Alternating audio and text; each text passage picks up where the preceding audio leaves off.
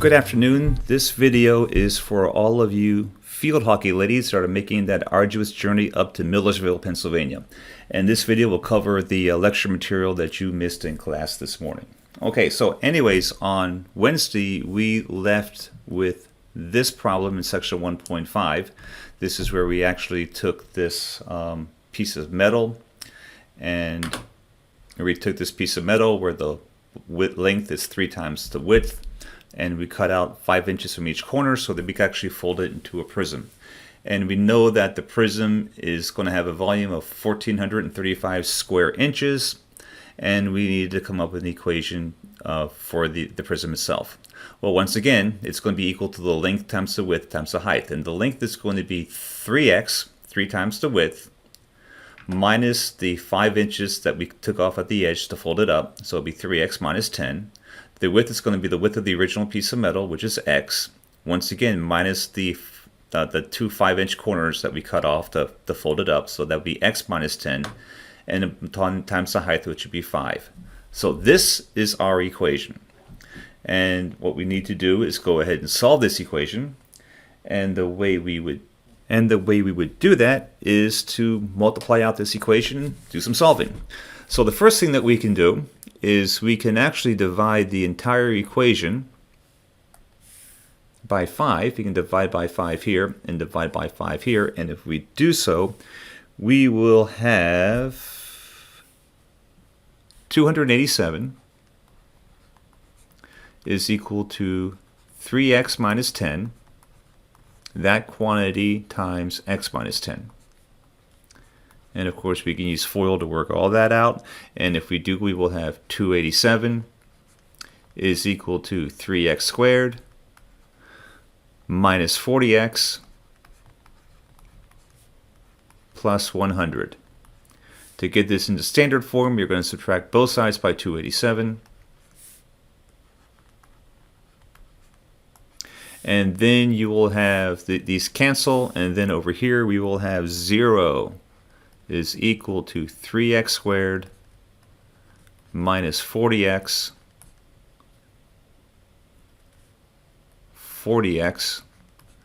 minus 187. And this is in standard form, and we can solve this. Now it actually turns out that you cannot factor this. The best way to solve this is to use the quadratic equation. Of course, you can use whatever technique is most comfortable for you. For me, it was the quadratic equation. And when I applied, the quadratic formula. And when I applied the quadratic formula, I found that x is equal to 17 as my first solution. And my next solution was x is equal to negative 11 over 3. Now, so we have two solutions. Only one makes sense, and if you think about it, we're looking for a length, and a length cannot be a negative number, so this is an extraneous solution and does not apply to the problem, so we can actually eliminate it. And we are left with x being equal to 17. So this length is 17 inches. This length is going to be 17 times 3, or 51 inches. Does it work out? Well, if we cut out the 5 inches, we will have that the length is going to be 41 inches for the prism. The width is going to be 7 inches, and the height will be 5 inches. And if you multiply all those together, you will indeed get 1435. So that works out. So that's the first set of problems that you'll see on your homework. The next set of problems that you'll see on your homework follows this one very closely. And in this one, we actually have a cylinder. And if you're in class, I actually had a prop for it. It's called a can of soup, but I can't show you that here. Oh, I could, but I'm not going to. And in this one, we have a manufacturing firm that wants to package its product in a cylinder container that is 1 feet high. And the entire surface area is going to be 12 pi square feet. And we want to know what the radius is. Well, to do this, we have to know what the surface area of a cylinder is. And the surface area is basically, as it implies, the area of the entire surface. So it's going to be the area of the circle on top of the cylinder, which is pi r squared, the area of the circle on the bottom, which is also pi r squared, hence the 2 pi r squared term here, and then the area of the side. Now, if you think about it, the area of the side is a rectangle whose length is equal to the circumference of the circle, 2 pi r, times the height, which is h. And that's what we have here. So in terms of our steps, well, we want to find the radius, as we already established. To assign a variable, unless you're a nonconformist, you're usually going to let r be the radius. But if you want to live on the dark side, you can always use another variable if you would like. And then this is the surface area, as we mentioned before. Now we can do some substitutions. We know that a is, hang on, there we go, is 12 square feet, not just 2. We know, well, we don't know what the radius is, but we know that h is going to be equal to 1 foot, so we can do some substitutions. We let a be equal to 12 pi, there it is. We have 2 pi r squared, and then we have 2 pi r times h, which is 1, so this is what we have. Now that brings us to solving the equation. Now notice the pi's cancel out. Okay, and also notice that we have that this is a factor of 2, this is a factor of 2, and this is a factor of 2. So we can divide 2 pi from both sides of the equation, and then when we do that, we are going to have 0 is equal to r squared plus r minus 6. And once again, you can solve this any way you want. It might be clear to you that one way to solve this is by factoring. This is actually one of the easier polynomials to factor. And we can see that r squared plus r minus 6 actually can be written as r plus 3 times r minus 2. And we know we have two solutions. The first one is going to be r is equal to negative 3. And the next one is going to be r is equal to 2.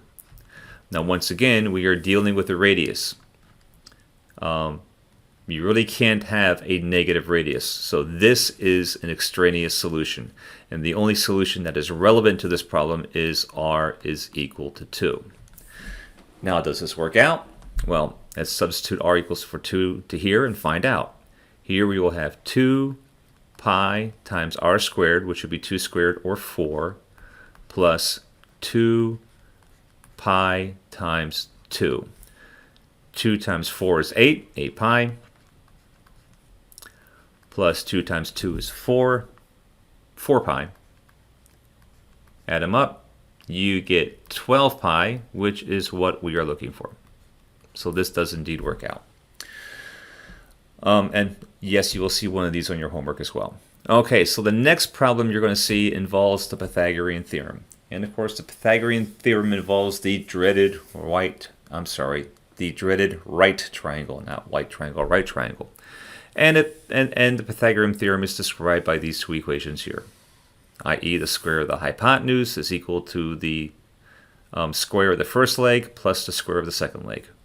Or the hypotenuse is equal to the square root of the square of the first leg plus the square of the second leg. So this one down here as well. So what kind of problems can you expect to see on this homework? Well, this kind. And in this particular problem, we have a building that's separated by a fence, and there is a window that needs to be washed. And the building is 1 foot from this fence, which happens to be 8 feet tall, but that information happens to be irrelevant. And the worker wants to wash a window in the building that is 11 feet. That was a lousy drawing. 11 feet from the ground. And for stability, he decides that he should place the ladder 8 feet from the fence, which again is just 1 foot from the building. And the question is, how long is this ladder? How long is this sucker right here? Well, using our 6-step approach for these problems, we're going to read the problems and figure out what they're asking. Well, they want us to find the length of the ladder, which is this distance right here. So in step 2, we're going to call that x.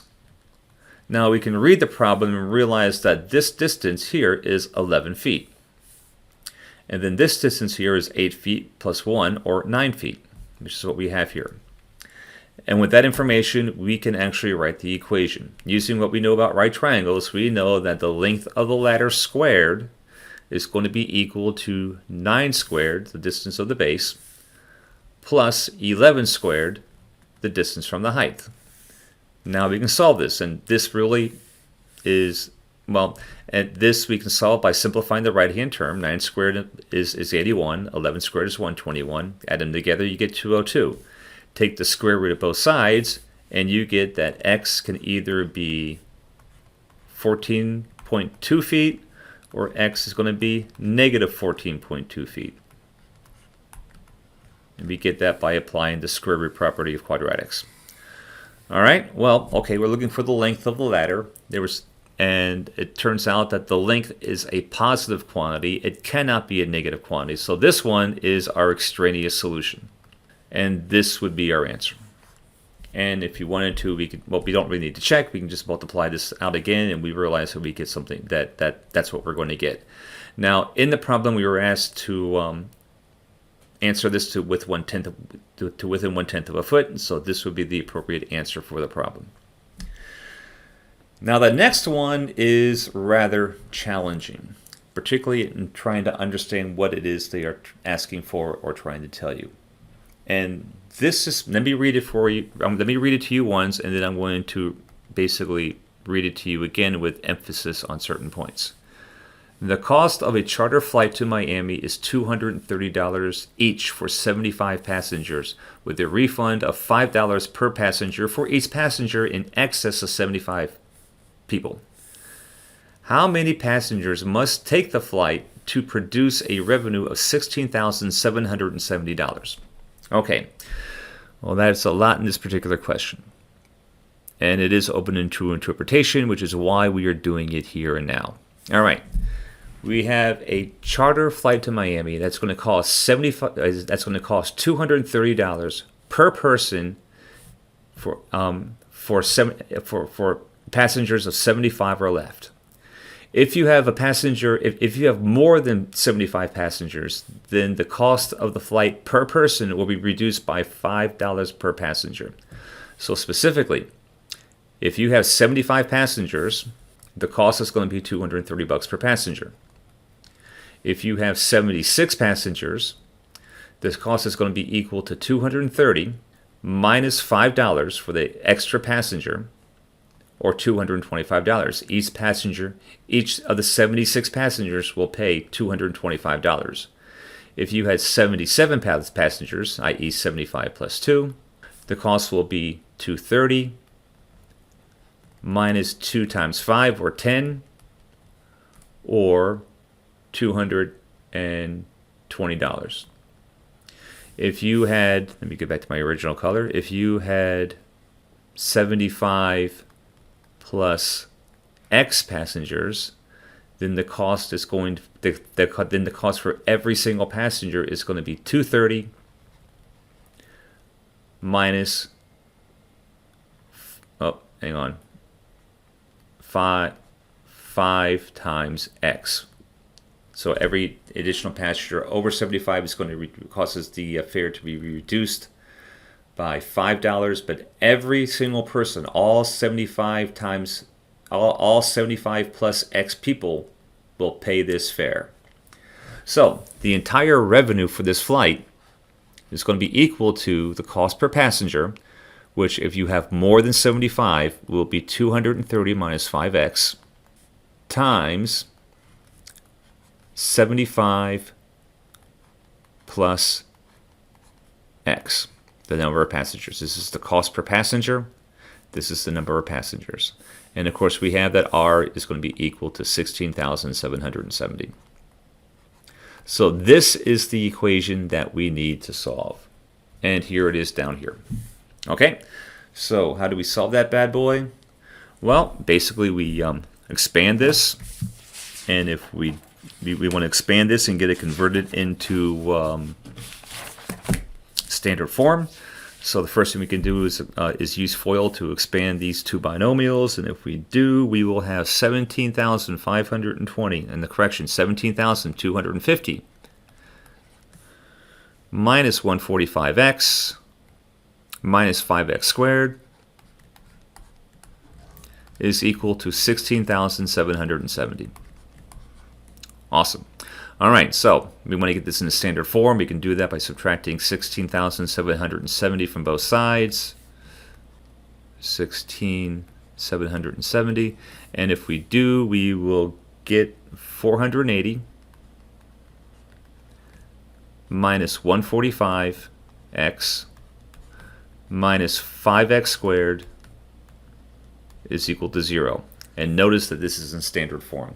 But also notice that I have a 0 here, a 5 here, and a 5 here. So each term here can actually be divided by 5. We can actually factor out of 5.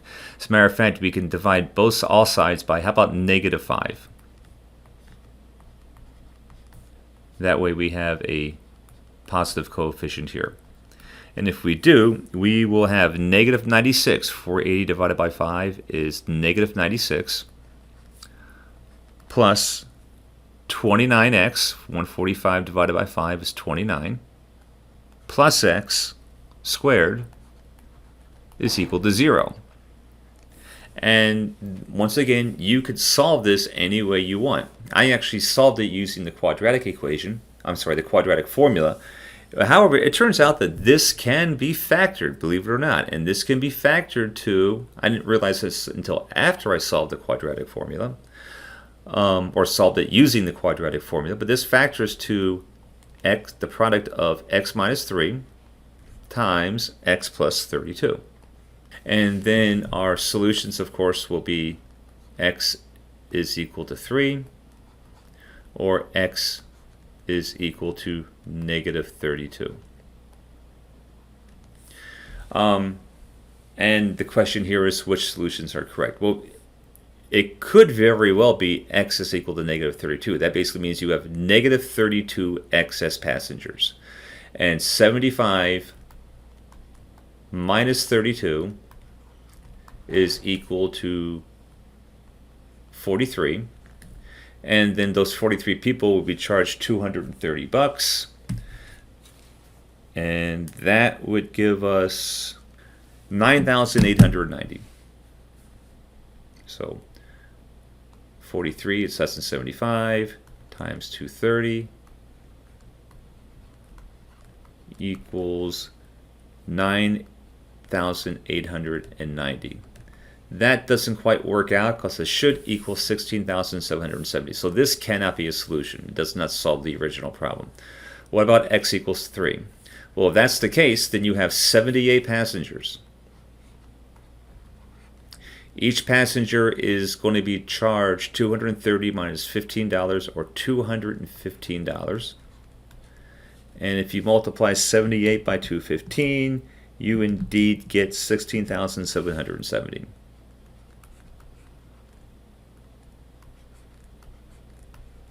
And cool, there you go. So this is our solution. And you will see one problem just like this. As I mentioned before, it's really rough to interpret it. That's why I presented it in class, and also that's why you're seeing it on this video. All right, you are going to get a number of problems in your homework that deal with projectile, that deal with, do we call it projectile motion? Projectile height, or what I call free fall. Free fall is basically the equation that describes the motion of an object when you vertically launch it in the air, and it gives you the measure of its height as a function of time. And the equation that we use, at least in the United States, is this equation right here, where s is the height of the object in feet at the time t seconds, v sub o is the initial velocity, s sub o is the initial position, and negative 16 is derived from the acceleration due to Earth's gravity, which actually is negative 32 feet per second squared. For those of you that are not from the United States, you are probably more familiar with this. S is equal to negative 4.9 t squared plus v sub o t plus s sub o. And the negative 4.9 comes from the acceleration due to gravity, Earth's gravity, which is 9.8, and that's in terms of meters per second squared. But we're going to be working with this one. Okay, so this is the type of problem that you're going to see. You'll see this type of problem which deals with Earth's with the acceleration due to Earth's gravity, and you'll also see some other problems that deal with the acceleration due to gravity on the moon, and those I believe are of the form s is equal to negative 2.4 t squared plus v sub o t plus s. But we're going to work on these. The other problems are the same. So here we have a projectile that's being launched vertically upward from the ground, s is equal to 0, with an initial velocity of 100 feet per second. And we're neglecting air resistance because that puts a drag on the projectile. Its height s in feet above the ground t seconds, after t seconds, its height in feet above the ground t seconds after launch is given by this equation. S is equal to negative 16t plus 100. And you're asked two questions. First is, after how many seconds will this object be 50 feet above the ground? And secondly, you're asked, how long will it take for the projectile to return to the ground? Okay, let's do part A. Here's part A. Now, of course, the first step is to read the problem. We want to know the value of t, the two values of t, there actually could be two, when s is equal to 50. Okay, assign a variable. Well, we don't have to. It's already t. Write the equation. To write the equation, all we need to do is just let s equal to 50, and we have this. And this is what we need to solve. The first thing that we can do is turn this into standard form, and we can do that by subtracting 50 from both sides. All right?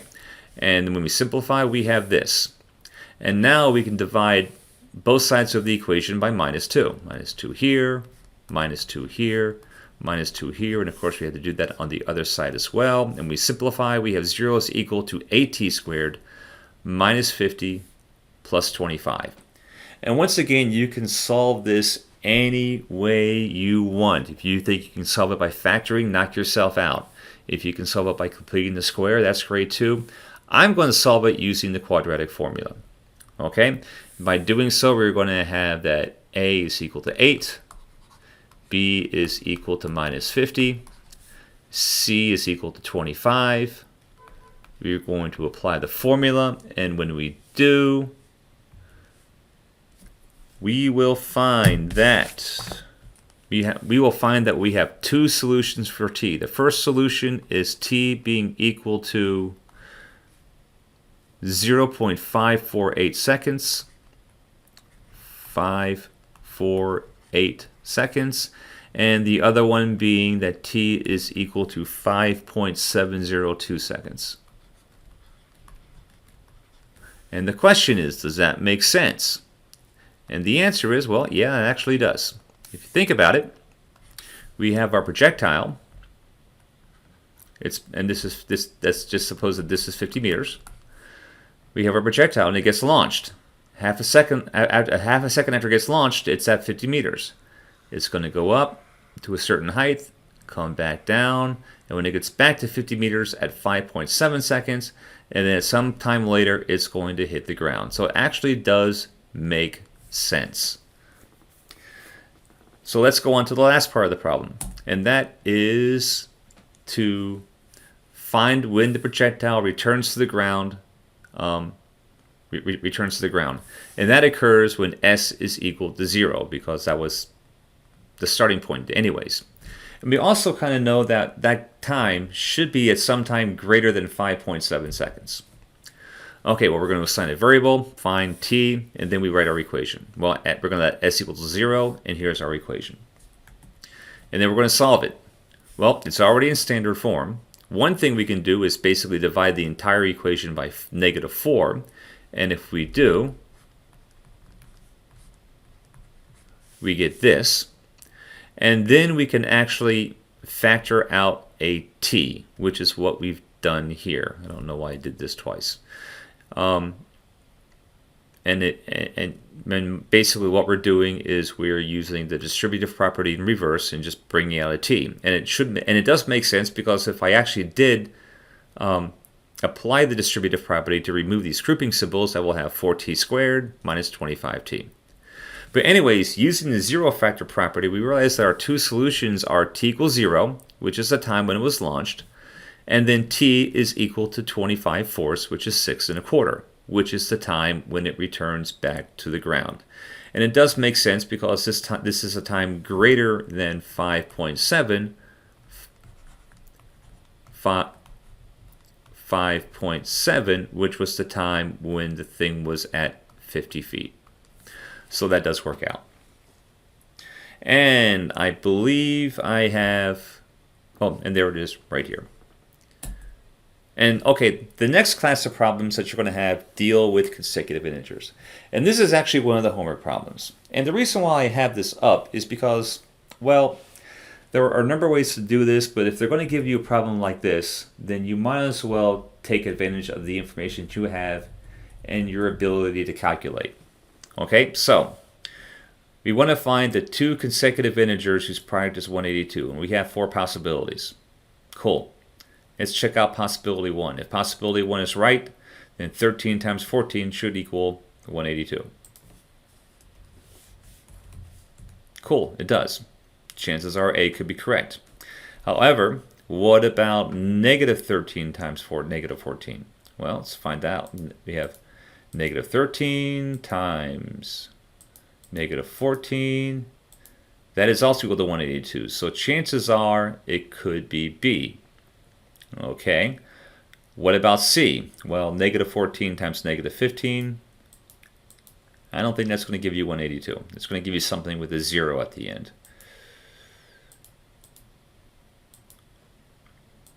210. So that's not going to work, and that's not going to work. So basically, by working through all of these, since there's only 4 possible solutions, and it just requires a few calculations, we can actually circle this, and this would be our correct answer. Now, if it's more complicated, you might need to do a little bit of math. But if you're going to ask you a problem like this, then do yourself a favor, knock through the possible solutions, and figure out which one it is. Okay, what about this one? This one, we have the difference of the squares of 2 positive consecutive even integers is 12. Find the integers and then use the fact that if x represents an even integer, then x plus 2 represents the next consecutive even integer. Okay, so we're looking for the difference of the squares of 2 positive consecutive even integers. Okay, well, there is, I guess you could say, 2 correct ways to do this. First one is like this. All right, what's the first consecutive even integer? It's 2. All right, if you square it, you get 4. What's the next consecutive even integer? Well, the next even integer after 2 is 4. If you square it, you get 16. 16 minus 4 is 12. You've answered your question. All right, well, it turns out that, however, if the difference is not something that's small, maybe a slightly larger number, say 44, maybe it would be a little more challenging. Well, let's find out. All right, so let's suppose instead of using 12, we're doing 44. If that's the case, we want to have x be one integer, x plus 2 be the next higher even integer, and the difference of their squares will be x plus 2 squared minus x squared, and we want that to equal 44. Well, there is our equation. Okay, well, there it is, and I'm going to rewrite it here, but we're not going to do 12, we're going to do 44 because we already did 12. All right, so we can actually expand this. Here we go. We have a positive x and a negative x, so we can combine some like terms to get rid of that. This is 44 now because that's what we're doing. And we have 4x plus 4 is equal to 44. Well, we can subtract 4 from both sides, and then we get 4x is equal to 40, and then x is equal to 10. So one number must be 10, and then the other number must be 12. Does it make sense? Sure. 12 squared minus 10 squared is 144 minus 100. And there you go. That's 44. So that is how you would approach that particular problem if you had a more challenging thing than 12. The last thing I wanted to talk about is modeling with quadratic relationships. This is just like modeling with linear equations. However, instead of having a linear equation to play with, we have a quadratic equation to play with. And you will see one of these, I believe, actually one, possibly two. And let's just go through this one. Here we have the iRide trolley service. Never heard of it before. But it carries passengers along the International Drive area of Orlando, Florida. And we don't have the bar graph, so we just skip that. But this quadratic equation, this equation right here, models ridership between the year 2000 and the year 2010, where Y is the ridership in millions of people, and then X is the number of years after the year 2000. So 0 is 2000, 1 is 2001, 2 is 2002, and so on. And the first question is, we want to use this model to determine the ridership in 2008, when X is equal to 8. And the next one, we want to figure out which year the ridership reaches 1.9 million. Okay, so let's go. This is part A. Part A is straightforward. We know that X is equal to 8. So what do? We substitute 8 into our model, which is a quadratic equation. We do the math, and we find that Y is equal to 2.023 people. So the ridership in 2008 was 2.023 million people. Okay, cool. Moving on. Here is part B. Now in part B, we're given Y, which is 1.9, and we need to find X. This is what we're looking to find. So we actually have a quadratic equation that we have to solve. Before we do that, we have to convert it in standard form. We will do that by subtracting 1.9 from both sides. These cancel, we have 0, and we will have this. Then you got to use the quadratic formula. I mean, there's no way to factor this. And, or there might be a way, but it's not intuitive to me. So just go ahead and make this B, make that A, and just use the formula. And here it is here. Okay? And if you solve that, well, let me see. If you solve that, you will find that it's over here somewhere. You will have two solutions. The first solution is that X is equal to 3.3444, which corresponds to 2003. And then the other X solution will be 11.670, which corresponds to 2011. And the question is, are both of these answers, are both of these solutions valid, or is there one extraneous solution? Well, to answer that question, we need to come back to the statement, the problem statement, where we say that this model is valid between the year 2000 and the year 2010. And as you can see, this right here is 2011, which is outside the valid range of this model. So this answer does not apply to this particular model, because it doesn't model that far out. So our answer here will be not both, but only 2003. And that is pretty much what we covered in homework today. There are a couple other questions, but I think they're pretty straightforward and you should not have a problem with them. And that is all I have. I hope your travel goes well. I hope you guys kick butt on this game. And I will see you on Monday. And this is Bob Boyle signing off.